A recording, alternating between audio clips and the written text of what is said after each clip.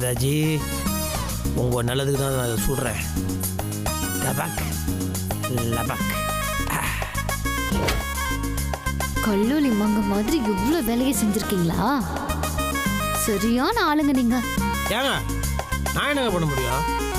நான் வாங்கி தரேன்னு சொன்னால் நீங்கள் கேட்க மாட்டீங்க. இந்த மாதிரிலாம் நானும் அழிதான் உங்களுக்கு வாங்கி கொடுக்க வேண்டியதாக இருக்குது. ஏன் தப்பு இருக்குது?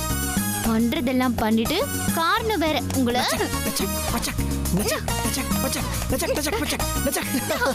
அத புது கொலுசு வாங்கியாச்சுல, பழசு கொடுங்க. இதெல்லாம் கொடுக்க முடியாது. இது என் பொக்கிஷங்க, நான் கொடுக்க முடியாது. எங்க நான் யூஸ் பண்ற ஜுவல்ஸ்லயே ரொம்ப சீப்பஸ்ட் ஜுவல்னா அது இந்த கொலுசு தான். இத போய் பொக்கிஷம்னு சொல்றீங்க? ஹலோ, என்ன பேசுறீங்க? விலையில வேணா இப்போ நீங்கள் போட்டுருக்க கொலுசு ஒஸ்தியாக இருக்கலாம், ஆனால் அது இப்போ தான் உங்கள் காலில் வாழ போகுது. ஆனால் இந்த கொலுசு விலையில வேணா கம்மியாக இருக்கலாம், ஆனால் 3 வருஷமா இதுதான் உங்கள் காலில் வாழ்ந்துருந்துச்சு. அதனால என்ன பொறுத்த வரையும் இந்த கொலுசு தான் ரொம்ப ஒஸ்தியான கொலுசு. இதுதான் எனக்கு பொக்கிஷம். எஸ், பொக்கிஷம்னு சொல்லி காமெடி பண்ணாதீங்க. யாராவது பார்த்தா சிரிக்க போறாங்க. முதல்ல இந்த கொலுசை என்கிட்ட கொடுங்க. ஹலோ, கவனிருங்க. இந்த கொலுசு உங்கள் கால் இருக்கிற வரைக்கும் தான் அது உங்கள் ப்ராப்பர்ட்டி. என் கைக்கு வந்ததுக்கு அப்புறம் என் ப்ராப்பர்ட்டி. இதை பற்றி நீங்கள் பேசவே கூடாது. என்னங்க பேசுறீங்க நீங்க?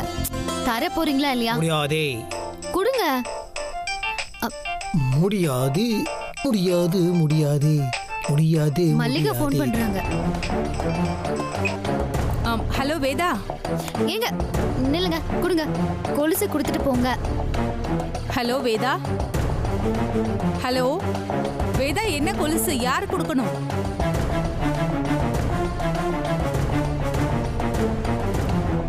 ஒன்னும் இல்ல மல்லிகா, இன்னைக்கு அவரு எனக்கு புது கொலுசு வாங்கி தந்தாரு. என்னோட பழைய கொலுசை எடுத்து வச்சுக்கிட்டு தர மாட்டேன்னு அடம் பிடிக்கிறாரு. கேட்டா அது அவருக்கு பொக்கிஷம்னு சொல்றாரு.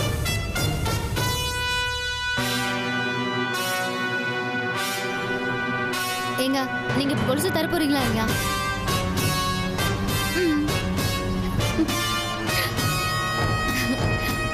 பாத்தீங்களா மல்லிகா, நான் எவ்வளவு நேரம் கேட்டுட்டே இருந்தேன், அவர் தரவே இல்லை. நீங்க போன் பண்ண நேரம் நான் கேட்ட உடனே தந்துட்டாரு.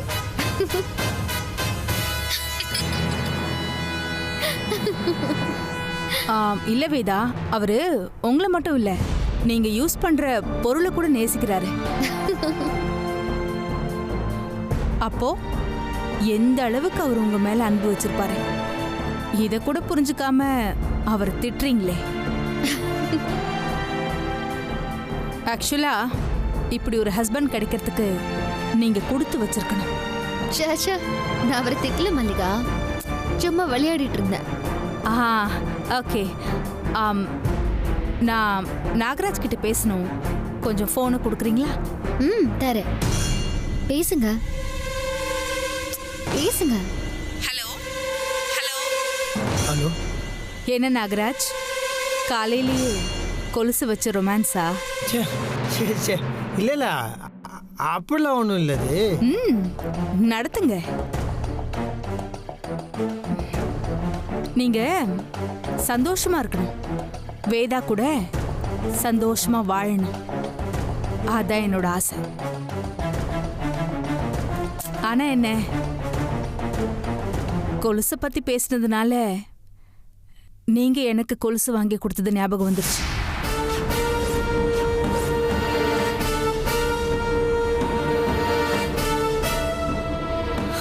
அது எப்பவுமே என்னால மறக்க முடியாது.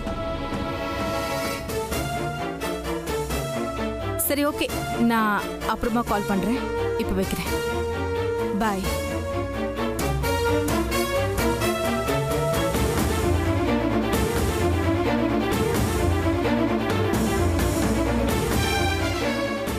என்னங்க நீங்க கொலுசு வாங்கி கொடுத்ததா சொல்றாங்க? நீங்க எப்பங்க மல்லிகாக்கு கொலுசு வாங்கி கொடுத்தீங்க? அது அது ஒன்றும் இல்லை வேதாச்சி. இந்த மல்லிகா ஃபஸ்ட்டு நம்ம வீட்டில் தானே வேலை பண்ணிருந்தாங்க. அப்போ ரொம்ப வறுமையில் இருந்தாங்களா, அது கையில் காதுலலாம் எதுவுமே இல்லாமல் இருந்துச்சு. அப்பா தான் போய் ஏதாவது வாங்கி கொடுறான்னு சொன்னார். அதனால தான் அந்த கொலுசு வாங்கி அது பாருங்களேன், இப்போ எவ்வளோ பெரிய பணக்காரங்க ஆனதுக்கப்புறம் கூட அந்த பல்ஸ்லாம் அப்படியே மனசில் ஞாபகம் வச்சுக்கின்னு. பாத்தீங்களாங்க, இதுதான் என் ஃப்ரெண்டு மல்லிகா. எவ்வளவு வசதி வந்தாலும் இன்னும் பழச மறக்காம இருக்காங்களே. அவங்க நிஜமாவே கிரேட்டுங்க.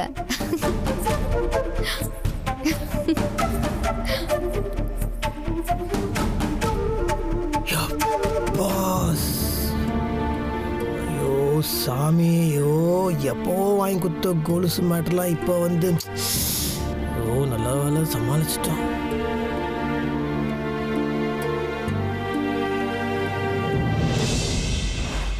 என்னடா தனியா பேசணும்னு சொல்லிட்டு தயங்கி நிக்கிற? சொல்லுடா, அப்படி என்ன ரகசியம்? நான் அனிதாவை பற்றி அவ்வளோ தூரம் சொல்லியும் நீங்கள் அவளுக்கு சப்போர்ட் பண்ணி பேசிகிட்டு இருந்தீங்கல்ல? நீங்கள் நினைக்கிற மாதிரி அவள் நல்லவல்லப்பா, ரொம்ப தப்பானவ. பாவம்டா, அவளை பற்றி இப்படிலாம் பேசாதடா. அவள் பாவம் இல்லைப்பா, அவளை பற்றி நீங்கள் முழுசா தெரியாமல் பேசிகிட்டு இருக்கீங்க. நான் எவ்வளோ தடவை சொன்னாலும் புரியாமல் பேசிட்டே இருக்கியேடா. பாவம்டா, அவளை பற்றி பேசாதடா அப்படியெல்லாம். அப்பா, நீங்கள் நினைக்கிற மாதிரி அனிதா நம்ம வீட்டுக்கு நல்லது நடக்கணுங்கிறதுக்காக யாகம் பண்ணலை, கெடுதல் நடக்கணுங்கிறதுக்காக தான் பண்ணியிருக்கா. என்னடா சொல்ற? ஆமாப்பா, நான் எதுவும் தெரியாமல் சொல்லலை, எல்லாத்தையும் ஃபுல்லாக விசாரிச்சுட்டு தான் சொல்கிறேன். நீங்கள் நினைக்கிற மாதிரி அந்த நம்பூதிரி நல்லவர் இல்லை, ரொம்ப கெட்டவர். அவரை பற்றி உனக்கு படுற தெரியும்? நான் விசாரிச்சேன்ப்பா. நீ விசாரிச்சுன்னா 4 பேர் 4 விதமாக சொல்லுவாங்கடா. எது உண்மைன்னு உனக்கு எப்படி தெரியும்? நான் மற்றவங்க கிட்டலாம் விசாரிக்கலப்பா. நானும் பஞ்சுவும் அவர் வீட்டுக்கு ஒரு கஸ்டமர் மாதிரி போயிருந்தோம். போய் எங்கள் வீட்டில் நல்லது நடக்கிறதுக்காக ஒரு யாகம் பண்ணி கொடுங்கன்னு சொல்லி கேட்டோம். ஆனால் அவரே அவர் வாயால் ஓப்பனாக ஒத்துக்கிட்டாரு. நான் நல்லது நடக்கிறதுக்காகலாம் யாகம் பண்ணுறவங்க கிடையாது, சாத்தானை வச்சு யாகம் பண்ணுறேன்னு சொன்னார்.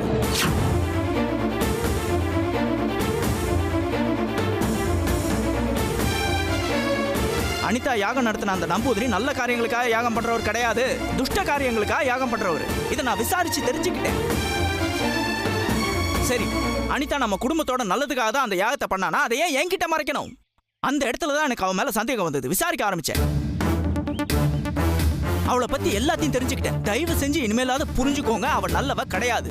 நடராஜா, நீ திடீர்னு வந்து என்ன இல்லாம சொல்றடா? என்னால் நம்பவே முடியல. எனக்கு தெரியும்பா, உண்மையை சொன்னா யாரும் அவ்வளோ லேஸ்ல நம்ப மாட்டாங்க. ஆனா பொய்ய சொன்னா உடனே நம்புவாங்க. நான் சொல்றதுல உங்களுக்கு நம்பிக்கை இல்லைல்ல? நீங்க என்ன நம்ப மாட்டீங்கல்ல? பரவாயில்ல. ஆனா சின்ன வயசுலேருந்து உங்களுக்கு தெரிஞ்ச ஒரு ஆள், உங்களோட நம்பிக்கைக்கு பாத்திரமான ஒரு ஆள் இருங்க. அவரையே அவர் வாயால சொல்ல சொல்றேன். யாராவது? ஒரு நிமிஷம் இருங்கப்பா, இதோ வரேன்.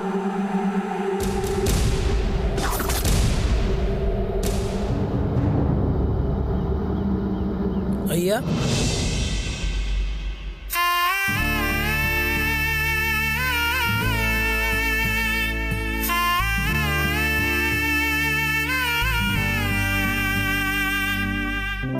நீ எப்படி இருக்கிற விரியா? நல்லா இருக்கிறியா? உன்னை எப்படா டிஸ்சார்ஜ் பண்ணாங்க? எனக்கு ஒரு தகவலும் இல்லையாடா. தெரிஞ்சிருந்தா நானே ஆஸ்பத்திரிக்கு வந்து கூட்டிட்டு வந்திருப்பேன்டா. உங்களை நேரில் பார்த்து நடந்த விஷயம் எதையுமே உங்ககிட்ட சொல்ல எனக்கு தைரியம் இல்லையா. நடராஜ் தம்பி தான் எல்லாத்தையுமே நீ வந்து அப்பா கிட்ட சொல்லு, அப்போதான் அப்பா நம்புவார், யார் சொன்னாலும் நம்ப மாட்டார், நீ வந்து அப்பா கிட்ட எப்படியாவது சொல்லணும்னு நடராஜ் தம்பி தான் என்னை இங்கே கூட்டிகிட்டு வந்தார் ஐயா. என்னடா நீ எதை பற்றி பேசுற? எனக்கு ஒன்றுமே புரியலையே. எனக்கு நடந்தது விபத்து இல்லையா, என்னை கொலை பண்ண முயற்சி பண்ண சதி. கொலையா? என்னடா சொல்ற வீரையா? ஆமாய்யா. உன்னை கொலை பண்ணி பார்த்தது யாரு? அது வந்து வேற யாரும் இல்லையா, நம்ம அனிதா அம்மா தான் இதெல்லாம் பண்ணாங்க.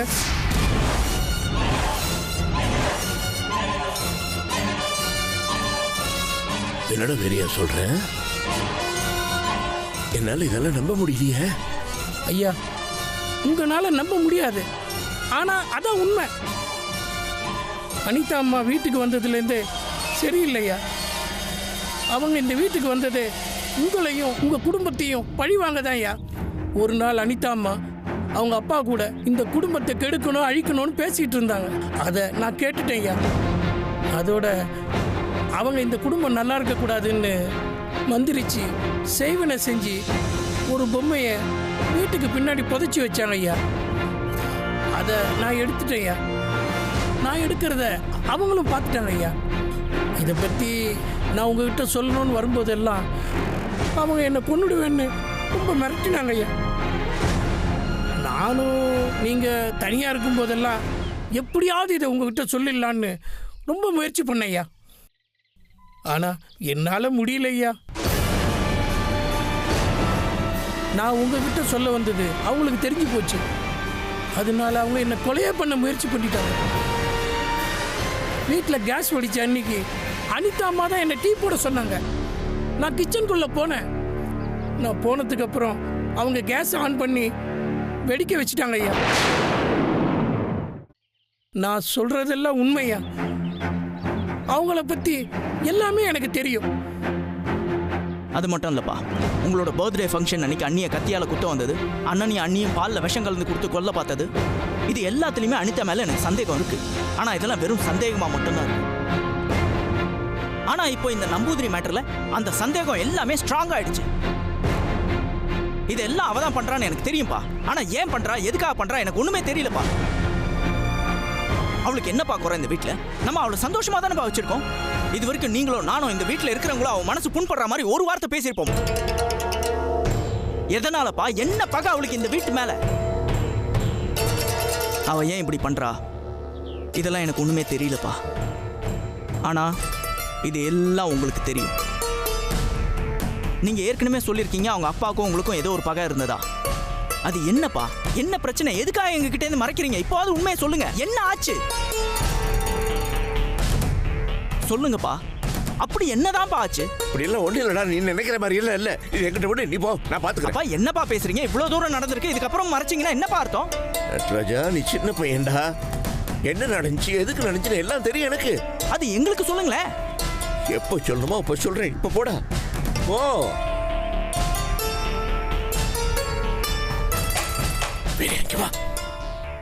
காரணமா தான் இதுக்கு காரணத்தை நான் அவங்ககிட்ட சொல்லாம இருக்கிறேன். அது தெரிஞ்சா அவங்களுக்கு தாங்காது, புரியுதா? எனக்கு இப்ப எல்லாமே புரிஞ்சு போச்சு. அனிதா மேட்டர் எப்படி டீல் பண்றது நான் பாத்துக்கிறேன். நீ இதெல்லாம் பத்தி அவங்ககிட்ட மூச்சு விடாத.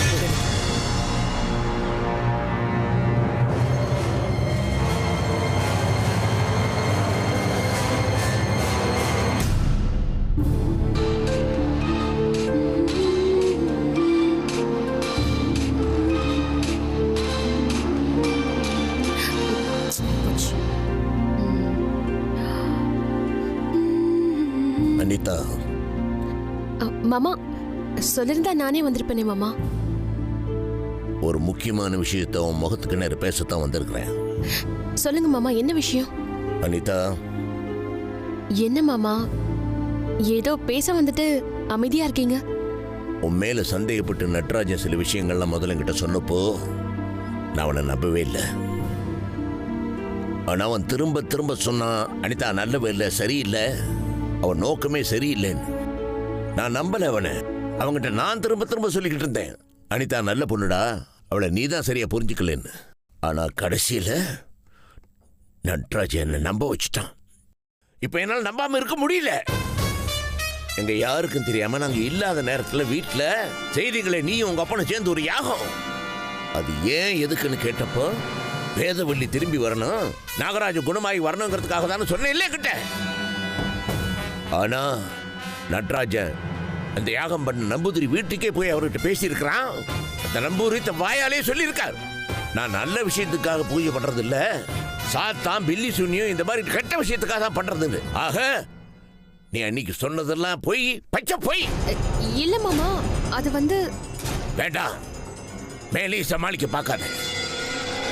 நட்ராஜ சொன்னதெல்லாம் கேட்டப்புறம் இனி நான் உன்னை நம்ப தயாரா இல்லை. இந்த அளவுக்கு என் குடும்பம் நாசமாகும் நீ நினைக்கிற அளவுக்கு என்ன காரணம் எனக்குன்னு புரியல. ஒருவேளை உங்க அப்பா அம்மா சாவுக்கு நான் தான் காரணம்னு நீ நம்புறியோ என்னமோ, அதனால என் குடும்பத்தை ஒழிச்சு கட்டணும் நீ இதெல்லாம் பண்றியோ என்னமோ. இந்த நகை திருட்டு கேஸ்ல நான் உங்க அப்பாவை காட்டி கொடுத்ததாகவும், அதனால போலீஸ் உங்க அப்பாவை ஜெயில போட்டதாகவும், அந்த அவமானம் தாங்காம உங்க அப்பா ஜெயில தற்கொலை பண்ணிக்கிட்டதாகவும், அவர் இழப்பு தாங்காம உங்க அம்மா செத்ததாகவும், ஆக உன்னை பெத்த அம்மா அப்பா 2 பேர் சாவுக்கு நான் தான் காரணம்னு உன்னை நம்ப வச்சிருக்கிறாங்க. நீ என் குடும்பத்தை வஞ்சம் தீக்கிறதா நினைச்சு இதெல்லாம் பண்ணிக்கிட்டு இருக்கிற. ஆனா நடந்தது அது இல்ல, நடந்தது வேற. உங்க அப்பா நகை வாங்க வர கஸ்டமர்கிட்ட பாதி நகையில போலி நகையை மாத்தி வித்துருவான்.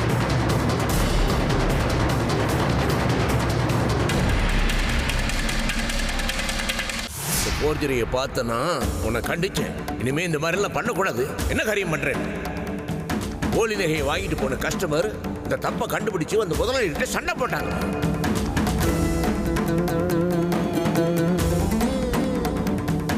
அவமானம் தாக்காத முதலாளி போதும் பண்ண வியாபாரம், கடையை இழுத்து மூடிடுறேன்னு முடிவு பண்ண. கடையை மூட வேண்டிய அவசியமே இல்லை. அந்த தப்பு பண்ணவங்க யாருன்னு நான் கண்டுபிடிச்சிட்டேன். அப்படியா? யாரு ராமநாதா? அது நம்ம கடையில வேலை செய்யறவங்க தான் முதலாளி. அவன் ஏதோ அவசரப்பட்டு தெரியாம தப்பு பண்ணிட்டான். நீங்க கொஞ்சம் பெரிய மனசு பண்ணி அவனை மன்னிச்சு விட்டுருங்க முதலாளி. இனிமே அவன் எந்த தப்பும் பண்ண மாட்டான். அவன் மறுபடியும் தப்பு பண்ணாம பாத்துக்க வேண்டியது என்னோட பொறுப்பு முதலாளி. அதெல்லாம் இருக்கட்டும் ராமநாதா, ஆள் யாருன்னு சொல்லு. அவனை நீங்க மன்னிச்சிட்டேன்னு சொன்னதான் நான் அவன் பேரை சொல்லுவேன் முதலாளி. அப்படியா? சரி, நான் அவனை மன்னிச்சு விட்டுறேன். அவனை ஒன்னும் பண்ண மாட்டேன். சரி, ஆள் யாருன்னு தயங்காம என்கிட்ட சொல்லு. அது வேற யாரும் இல்ல, நம்ம ஆறுமுகம் தான். என்னது, நம்ம ஆறுமுகமா?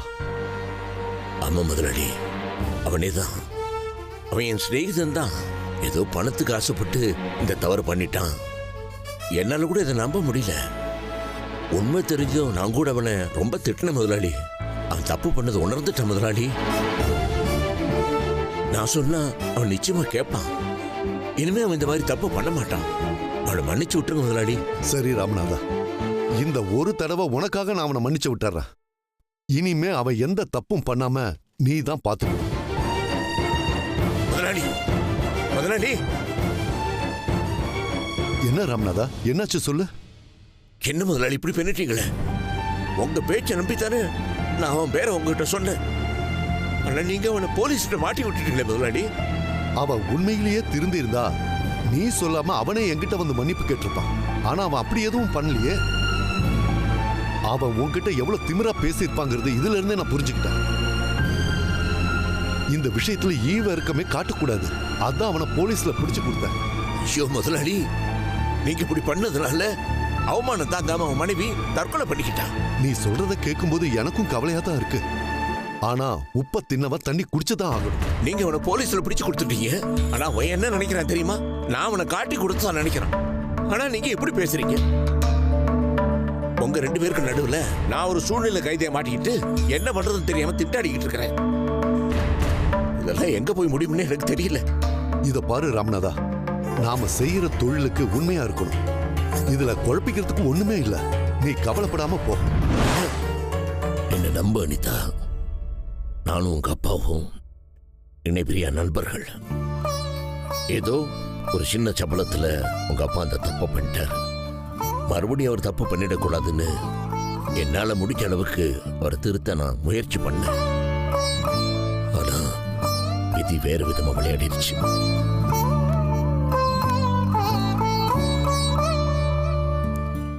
இது பாருமா அனிதா, நீ இந்த வீட்டுக்கு வாழ வந்த பொண்ணு. இனிமே இந்த குடும்பத்துக்கு எது நல்லதோ அதை மட்டும்தான் நீ நினைக்கணும். நடந்த உண்மையெல்லாம் உனக்கு இப்ப தெரிஞ்சிச்சு இல்ல? சொல்றவங்க பேச்செல்லாம் கேட்டுக்கிட்டு இந்த மாதிரி தப்பு காரியங்களை மேற்கொண்டு நீ பண்ணிக்கிட்டு இருக்காத. நீ பண்றது அத்தனையும் உன்னோட நட்ராஜனோட சந்தோஷம், இந்த குடும்பத்தோட கௌரவம், இதுக்காக மட்டும்தான் இருக்கணும். புரியுதா? நீ நட்ராஜனை கட்டிப்பேன்னு ஒத்த கால நின்னப்போ நான் சம்மதிக்காததுக்கு காரணம் அந்த பழைய சம்பவம் உங்க இல்லற வாழ்க்கையை பாதிக்க கூடாதுங்கிறதுக்காகத்தான்.